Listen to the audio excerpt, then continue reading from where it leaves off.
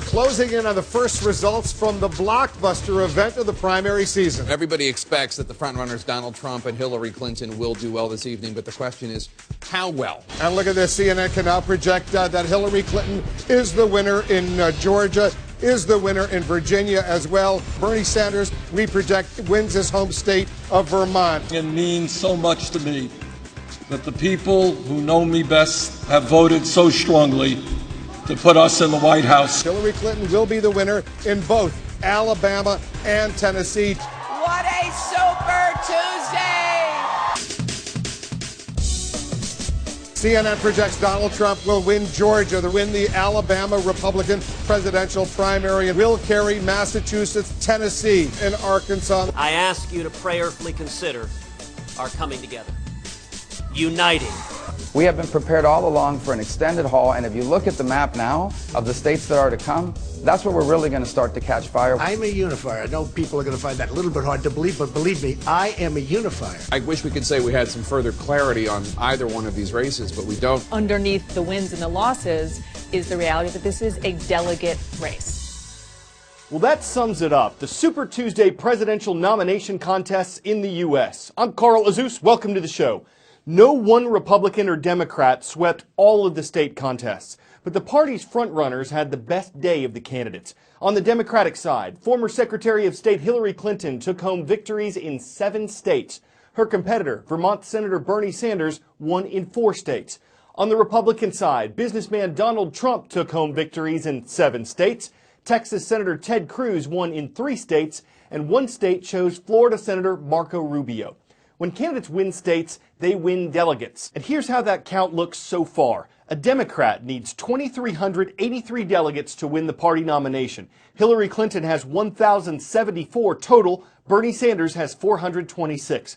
A Republican needs 1,237 delegates for the party nomination. As of last night, Donald Trump has 332, Ted Cruz has 230, Marco Rubio has 113. What's next? Call it Super Saturday. On March 5th, voters in 4 states will choose their favorite Republican candidate. Voters in 3 states will choose their favorite Democratic candidate.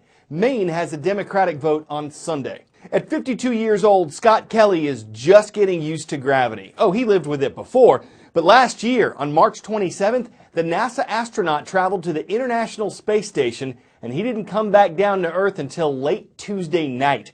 He's not the first person to be in orbit that long. A Russian cosmonaut spent 438 days aboard the Mir space station in the 1990s.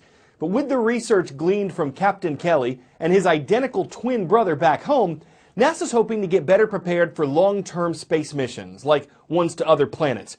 Some researchers say those kinds of missions aren't worth the tens of billions of dollars they'd cost. But for now, others are hoping they can learn all they can from Scott Kelly's otherworldly effort. Astronaut Scott Kelly has broken some records. He's the first American to spend nearly a year in space. It's been a long, busy year for Kelly. Of course, he's conducted spacewalks and experiments, but he's also celebrated a birthday in space, monkeyed around, given himself a flu shot, consumed space-grown lettuce, and played gardener for space flowers.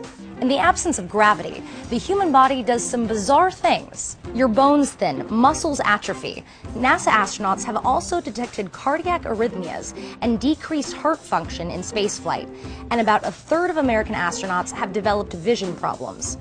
To better understand these changes, Kelly took part in a bunch of studies that tracked how his eyes, his bones, his heart, and even his brain changed due to the microgravity environment. And NASA had the perfect specimen to compare him to, his twin brother, retired astronaut Mark Kelly, who was here on Earth.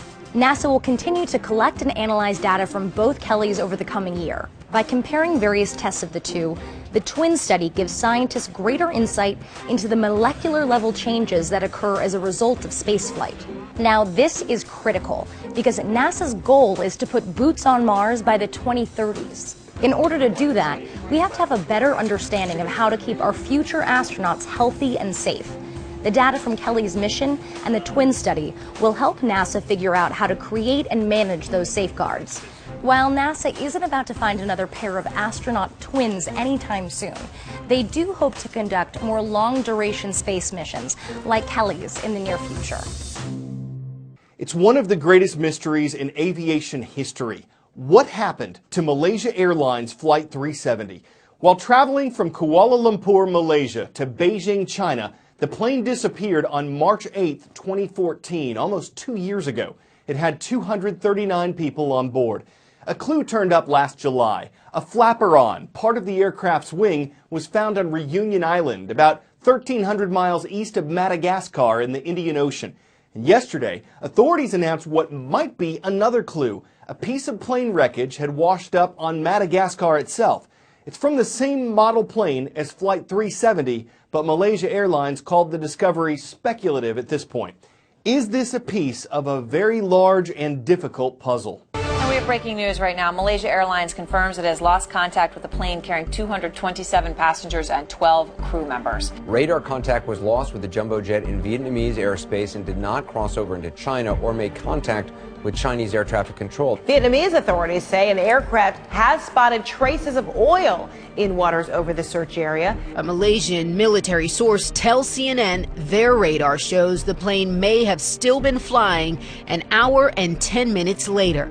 Instead of being off to the east coast of Malaysia, it apparently turned to the opposite direction and flew to the Malacca Straits west of the peninsula. Adding to the mystery, why were the transponders in the cockpit that are used to track the plane turned off? After 17 days of hope and anguish, this is not the news families were waiting to hear. Flight MH370 ended in the southern Indian Ocean. Another day of searching, and crews have yet to find this elusive signal again. The Pinger locator towed behind the ocean shield detected distinct sounds over the weekend that may be from the black boxes. When the pings came to an end, it was time to send down the unmanned Bluefin 21 underwater probe to scour the Indian Ocean floor. Conspiracy theorists believe they know what happened. Pilot suicide hasn't been ruled out, nor has rapid decompression. Another reasonable theory? Fire from lithium batteries in the cargo hold brought the plane down. Or a real hijacking that ended with the plane crashing into the sea. A 64-page report details the assumptions leading to a new search area. The plane, still flying, somehow sucked of oxygen. Everyone on board passed out. All through the thundering waves of winter, the ships have pressed on across the Indian Ocean, pulsing out sonar signals. And this is what they have to show for it. The most detailed map ever of the seabed in this area. The new map is not fine enough to show wreckage, but it is a wealth of information to guide underwater search vessels. Airplane debris discovered on the tiny island of Reunion has investigators scrambling to figure out if they may finally have evidence as to what happened to the missing plane. After almost 500 days of fruitless searching, finally what may be the first real clue and hope for answers.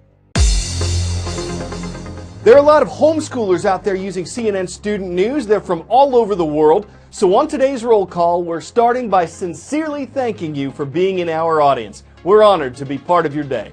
In the 50th U.S. state, it's great to see everyone at Castle High School. The Knights are watching from Kaneohe, Hawaii. And to America's last frontier, in Makoyak, Alaska, hello to the herders of Nuniwarmiut School. You don't have to look very hard to find someone who's had to get braces. But, well, yeah. This is Wesley. He's a 6-month-old golden retriever, and guess what? Braces. Wesley's teeth were so crooked that he had trouble closing his mouth.